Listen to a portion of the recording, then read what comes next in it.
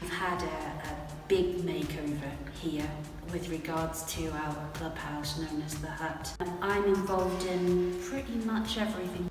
We've also done quite a lot of fundraising.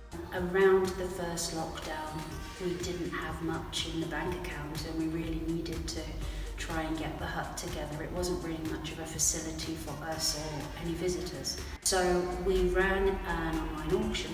We initially set our target around £1,000. We wanted to give 50% to the NHS because of the amazing job they were doing. And by the time we finished, we'd got over 8,000, which was just incredible. Over the last 12 months, we've developed this bar here, as you can see. It's the first bar we've had down here. Tried to attract more players to stay down here.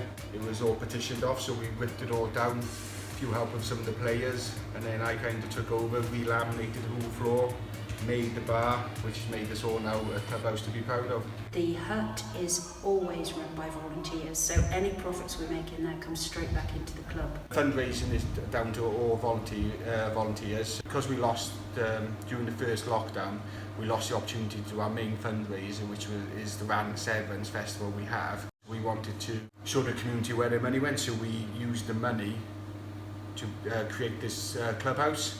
In reality, without the first lockdown of COVID, we wouldn't have had this clubhouse as quick as what we did. With our women's team, we started in September 2017. We have training down here every Monday. We have currently 7 consistently coming down, which is fantastic. It's definitely a new endeavour that we're going into, and we're pushing it more and more by doing sort of fitness elements as well as rugby-based skills, just to try and make it more interesting, more entertaining, and to draw more people in.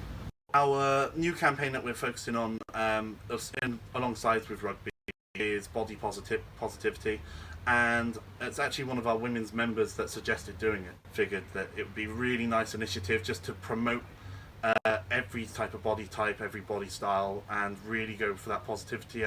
I'm currently doing is selfies without filters and with filters, so you can get a comparison of kind of the elements that a filter has, and then the fact that they're just amazing as they are as individuals. We're also looking into the Be Active Wales funding, hopefully to ensure that all of our coaches hit that level 1 coach qualification.